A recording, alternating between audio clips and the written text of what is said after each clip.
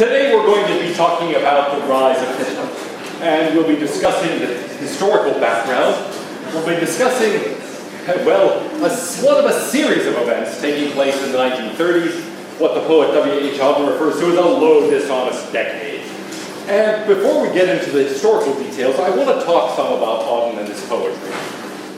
Auden was born in 1907, died in 1973. He was one of the great modernist poets in the English language. He was born in Birmingham in the United Kingdom. But in 1939, not coincidentally, by the way, moved to the United States.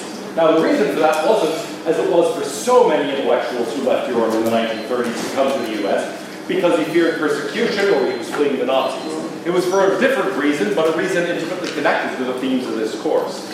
He ended up writing more than 400 poems and ended up winning the Pulitzer Prize for Poetry. He was several times nominated for the Nobel Prize in Literature and was among the finalists, but in both instances where this was a real possibility, ended up doing something to upset people. In one case, saying some rather naughty things about Dag Hammarskjöld, a Scandinavian leader who was highly respected, and anyway, he realized at the time, my saying this is going to prevent me from getting the Nobel Prize, but he did it anyway. He was a left-wing reformer, at least in his early days. He became, however, over the course of his career, less political and more religious, especially after spending some time in Spain during the Spanish Civil War. He really became sharply disillusioned with politics and with his own role in it, and came to think that politics without morality was actually deeply dangerous. Now, that meant, he thought, that the focus really had to be on moral questions, on what we've been discussing as normative questions, before any questions of practical politics could really be settled. But then the more he thought about that, the more he thought that depended on a religious foundation. And so, you might put it this way, he starts off as Shaw and ends up as Dostoevsky. That's too simple. Throughout the whole thing, he's emphasizing the complexity of human beings, the complexity of situations, the complexity of moral motives. And so, he's really like a highly complicated, many-dimensional Shaw, who turns into a highly complicated, many-dimensional Dostoevsky. Along the way, he exhibits a huge amount of sensitivity to a variety of philosophical and moral questions specifically. Eventually, he became professor of poetry at Oxford, but before that, he had taught at many different American colleges and universities, including the New School for Social Research in New York, Smith College in Massachusetts, Swarthmore College in Pennsylvania, and a variety of others. Joseph Brodsky, who himself won the Nobel Prize for Literature in 1987, called Auden the greatest mind of the 20th century. Brodsky was deeply influenced by Auden and thought of him not only as the greatest poet, but the greatest mind of any sort in the 20th century. His poetry is sometimes regarded as almost at the level of people like T.S. Eliot. Other times, he is considered the greatest poet in English of the 20th century. Now, what are some themes? Well, first of all, let me say something about his literary style. He starts off, especially, with a kind of detached, ironic style, something you would expect of somebody who shared a worldview with George Bernard Shaw, somebody who takes values at one distance, right? Is observing things from a distance with a sense of ironic detachment. But as he goes on, he gets more and more interested in precisely those questions, and although his style remains detached, he is, I think, less and less ironic as his poetry goes along. He is a modernist. In fact, he's one of the defining characters in modernist literature. And so, what do we get there? What does this sort of modernism mean? A combination of concrete imagery, free verse, even though later in his life he mocks free verse, and goes back to some rhyme schemes, and in fact, highly complex rhyme schemes, so that it's so complicated it feels like free verse, but it isn't. And you have to look at it for a while to realize that there's actually a really complicated scheme going on. He was very interested in formal structures, and also the focus throughout is on ideas. Yes, there's concrete imagery, concrete situations, beautiful language, but in the end, what really matters to him are the ideas that the poetry is talking about. So over his career, he moves more and more away from politics and toward morality, toward spirituality. And here's a quote from him that I think is humorous, and part of the reason, actually, he moves towards spirituality as a foundation. He says, we're all here on earth to help others. What on earth the others are here for, I don't know. That's partly a joke, but not entirely a joke, because if you think, look, the whole point of your life should be to help other people, well then what's the point of their lives? To help still others? Eventually you might think it can't be just about helping people. In the end there has to be some other kind of foundation for moral judgments. Why? Well, because this feels strangely ungrounded. My purpose is to help you, your purpose is to help me. Well, maybe that works, but maybe in the end, that's a pretty incoherent picture. It all has to rest on something. Now, Auden did say a number of unpleasant, I shouldn't say unpleasant things, just, well, things that people at the time perceived as unpleasant. This is one of the statements that actually lost him a publication and got him into some trouble with a Pulitzer Prize committee. I think a great many of us are haunted by the feeling that our society, and by ours I don't mean just the United States or Europe, but our whole worldwide technological civilization, whether officially labeled capitalist, socialist, or communist, is going to go to smash, and probably deserves to. Nobody really wanted to hear this when he initially wrote it. Today it seems perhaps less shocking, but when he said this was a shocking thought that people didn't want to publish. Here are some other things that help to explain his transformation. It was partly what he observed in Spain during the Spanish Civil War, which we'll talk about more later, but ended up starting out as a conflict between the traditionalists and the Republicans in Spain, and ended up really being a fight internationally between fascists and communists. He became quite cynical about politics, and he realized that he himself could be very effective, and yet the very effectiveness of his own speaking and his own writing bothered him. He said at one point, I suddenly found I could really do it, that I could make a fighting, demagogic speech and have the audience roaring. It's so exciting, but so absolutely degrading. I felt just covered with dirt afterwards. And at one point he said really, look, I'm an artist, I'm a poet, I have no special expertise. I have no reason why I should be out there telling other people what they should do, how they should vote, what side they should support in a civil war, and so forth. I don't really have any expertise in political matters. I don't have any expertise in even moral matters. Who am I to tell people what they should be doing? And so he got to the point of realizing he could play that role and play it very well, and his reaction was to say, that's a very bad idea. In the terms we've been using, he recognizes that he could be actually a leading figure in what I call this two-level conception of society, not just the idea that there's an overt level of appearances and then some hidden explanatory level, but one that suggests that actually society should be led by one group of people. He says, I could have been a member of that elite. I was somebody who was positioned to actually be a leader, and I realized it rests on some crazy foundation that anybody could really be in a position to know best what to do about these things. He thought, look, artists aren't superior, and we have no special knowledge. In fact, there's a special danger for us, because he said, power tempts us. It's very tempting as a mere poet to suddenly find yourself a political leader. After all, what do poets do? They sit in rooms and write verses and hope somewhere, someday, somebody will read them and have them and find them moving, find an important expression of ideas in them, perhaps. And he says the idea of actually exerting worldly power, giving speeches and having people roaring, standing on their feet, shouting, yeah, it's very appealing, very tempting. But also, he says, it's utterly wrong. So, in the end, he says, art may spill over from creating a world of language into the dangerous and forbidden task of trying to create a human being. He started realizing that's the temptation of the artist, to actually not just comment on the world, but start taking an active part in it, and he ended up thinking he was not equipped to do that. In fact, that it was a problem. Now, in his later work, then there's a very different tendency. Much less commentary on politics, and much more on what I'm going to refer to here as the problem of evil. Now, classically, the problem of evil is a problem in theology. How could a good, all-powerful, all-knowing God permit evil in the world? His concern isn't so much with the theological problem, it's with us. How is it that human beings, that are admittedly not all-knowing and all-powerful, or all good, but nevertheless seem fairly knowing, and fairly powerful, and fairly good, how is it possible for us to permit such evil? In fact, how do we actually manage to perform such evil? We are capable of horrendous things. He saw some in Spain, he saw much more during the Second World War, and he said, what makes that even possible? How is it possible for man to be so horrible toward other men? How can we produce, not just tolerate, but produce such evil? Well, he says, it doesn't come just from a distinctive sort of person. It doesn't come even just from a distinctive sort of ideology. It's not really that one set of ideas is so dangerous, or that one set of people is so dangerous. No, that makes it too easy. He says, actually, it comes from forces that are hidden inside every one of us. Every one of us has that potential to evil.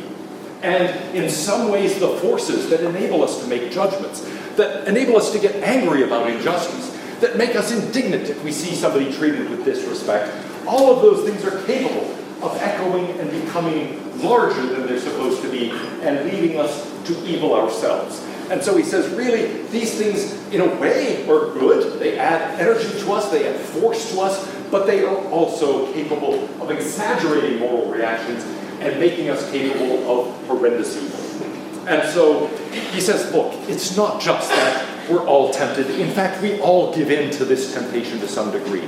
Every single one of us treats other people as mere objects, as mere means to be used for our own purposes. Immanuel Kant had laid that out as the fundamental principle of morality. Treat everyone as an end in him or herself, not merely as a means.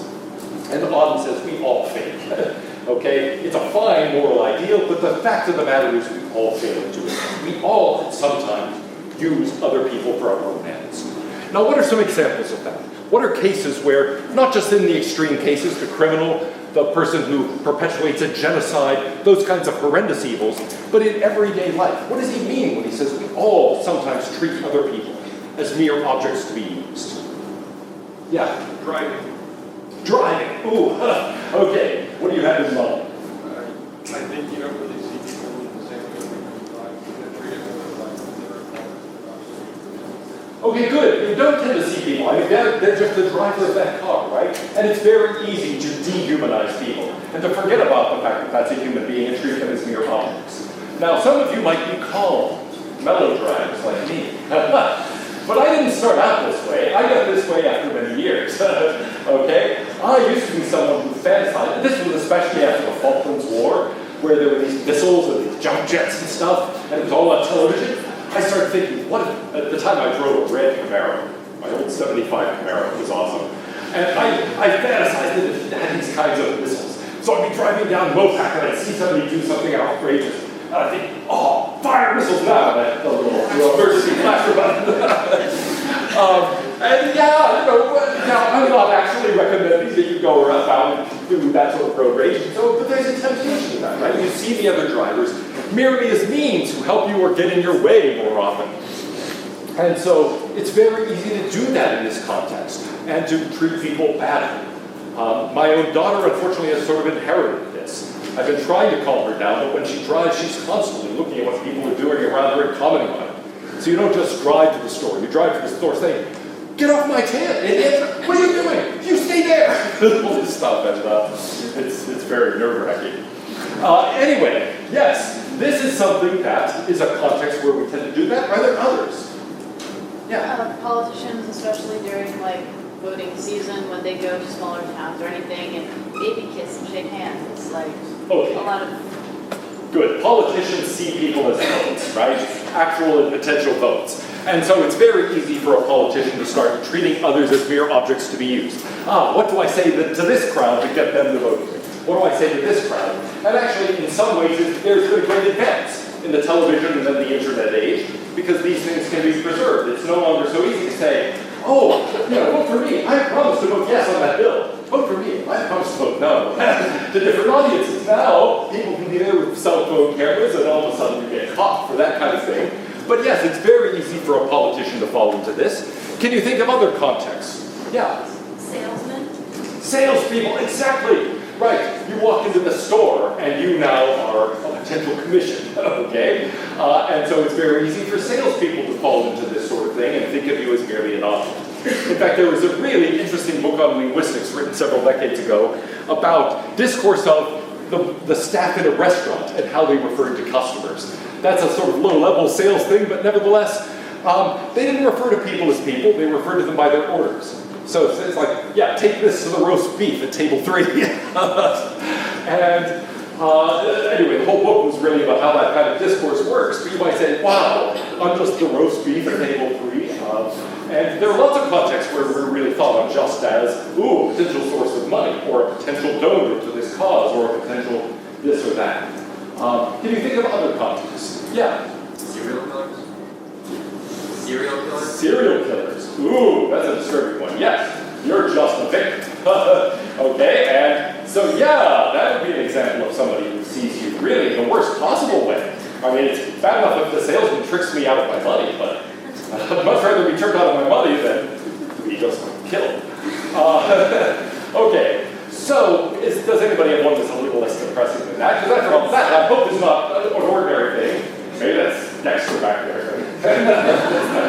Yeah. The flip side of the customer-employee relationship, when customers treat you like this thing we use to get you in line in the store. Good, exactly. The customer can treat the salesperson or the staff people this way just as they treat the customer this way. Exactly right. So you may walk in and you may see the salesperson purely as a means. Now, Kant himself says, look, as long as you're treating somebody not merely as a means, just as a means to what you want, there's nothing necessarily wrong with that. How do I know if I'm treating them as an object to be used merely, or whether I'm treating them as, yes, someone I'm using in this context, but respecting their humanity too? That's not easy to tell. One way to tell, though, would be what happens if that person, like, I don't know, breaks down in tears, right? You say, yeah, could you bring me a hamburger with some fries? And the waitress looks at you. Oh, sorry. Preferably not right in the microphone. Anyway, that was really Halloween. But anyway, yeah, I mean, what do? Do you just say, manager, can I have another wait person over here, please? I mean, or do you say, what's wrong? You know, or the person clutches their arms on me and falls over. I mean, what if I'm in the middle of class and I suddenly, I collapse into unconsciousness? You ought to say, class is over early.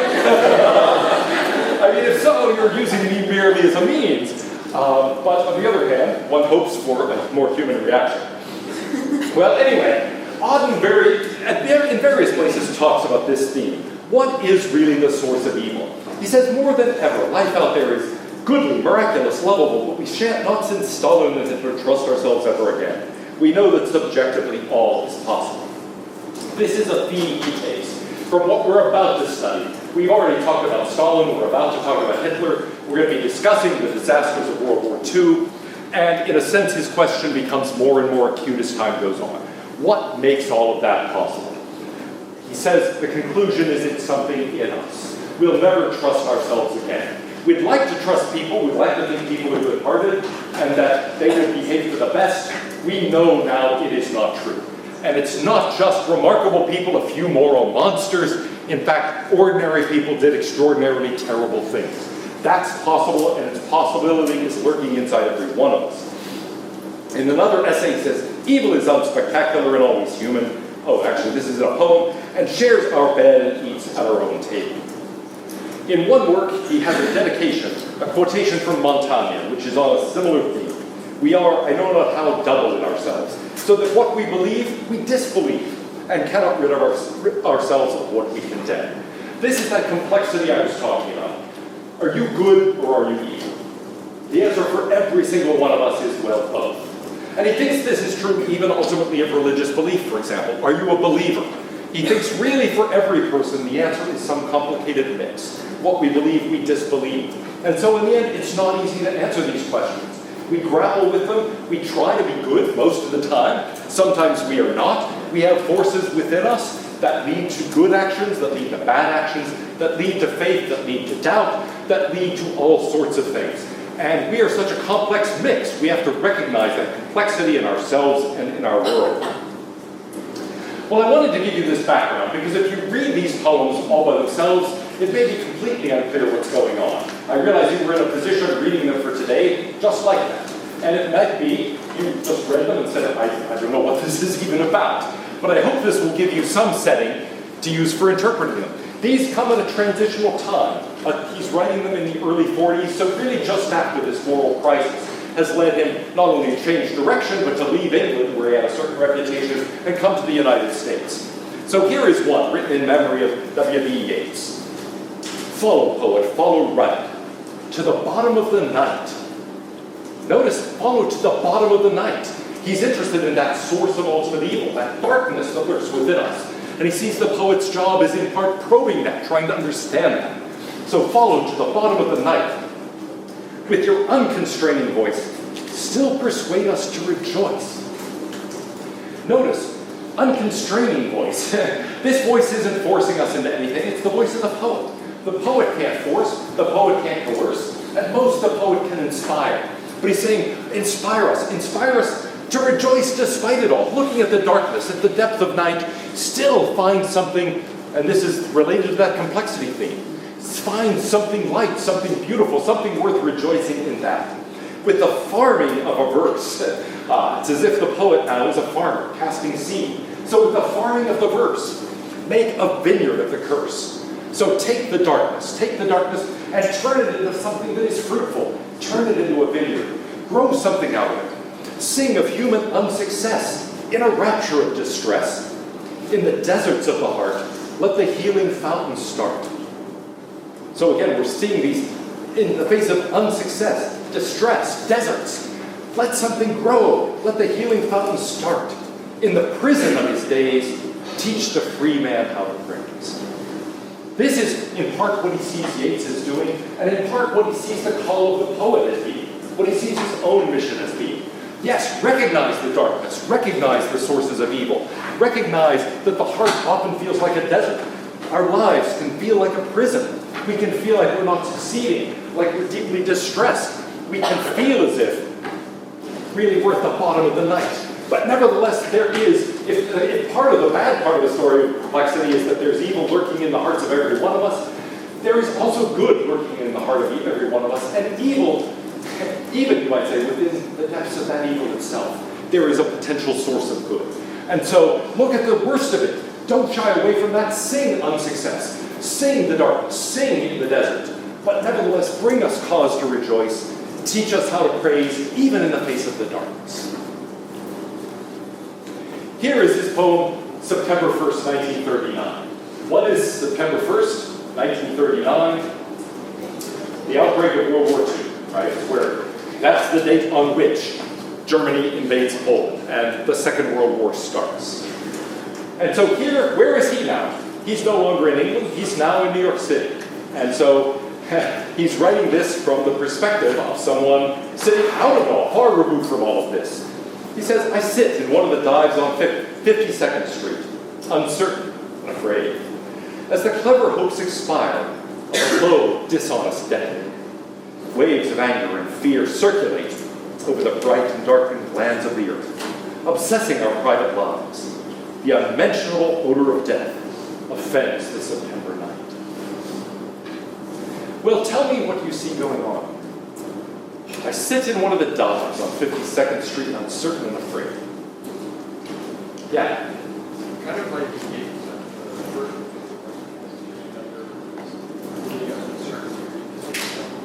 Oh, well, good. It is a bit like Yeats on the First World War. He sees a period of great uncertainty. There's a low, dishonest decade that is coming to a close here. Its hopes are expiring. And so the war is breaking apart the fantasies that people have had during this dishonest decade. Now, in what ways has it been dishonest? Well, actually, a whole variety of them, I think.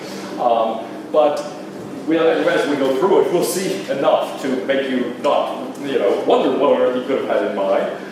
But the whole idea is now something's happening that's bringing about a fundamental change. All of that is swept away. All of that is gone. The hopes, the dishonesty, now we see the underlying reality. All of that goes away. And now what replaces it? Well, that waves of anger and fear. He sees the outbreak of what people knew at the time was bound to be a Second World War. Why? Well, as we'll see, a firm line had been drawn finally by the British saying, you attack Poland, we go to war. And Hitler did it. He had defied them time and time again. Finally, they actually followed through on their promise. And so he realizes this is it. This is the beginning of something huge that's going to be as disruptive as the First World War is. And he is not directly involved. He's in a dive on 52nd Street. A little background information. The dives on 52nd Street are gay bars. Auden was gay, and here he is sitting in a gay bar in New York City in a way far removed from the action. But he's also thinking, Look, waves of anger and fear are now circulating over the bright and darkened lands of the earth. Everybody's paying attention to this. Everybody realizes the world is about to change in fundamental ways, obsessing our private lives. Here he is thinking about this, uncertain and afraid, in this bar, and he suddenly realizes, wait, who am I in this larger setting where now a huge war is breaking out, millions of people are going to die. The unmentionable odor of death offends the September night. Now, analyze all in his book, The Enlightenment Driven Away. So, just as we've been talking about the effect of the First World War, he sees this doing something similar. The Enlightenment disappearing. It looks like the forces of darkness are now really coming to the fore. The hopes that people had, the dishonesty about what they were really facing, all of that is swept away. The Enlightenment is swept away. He sees the values on which it rested, swept away. The habit-forming pain, mismanagement, and grief, we must suffer them all again. So here too, he's referring back to the First World War, saying we're going to have to go through all of that yet again. Into this neutral air where blind skyscrapers use their full height to proclaim the strength of collective man. Each language pours its vain competitive excuse. And so he's looking at New York City, he's looking at the skyscrapers, he's looking at the grandeur of what we human beings are capable of doing together, and he's saying, yeah, in the face of that, we're going to just make excuses. And he sees, in a sense, all of that potentially crumbling before the dark forces that are now unleashed. And so it is, in a sense, very much like Yeats, this sense of foreboding. Now, in his later poetry, the war is over, and so he's capable of thinking about further themes and how to rebuild. But here, it's that sense that just as the First World War destroyed and challenged an entire civilization, the second is likely to do the same.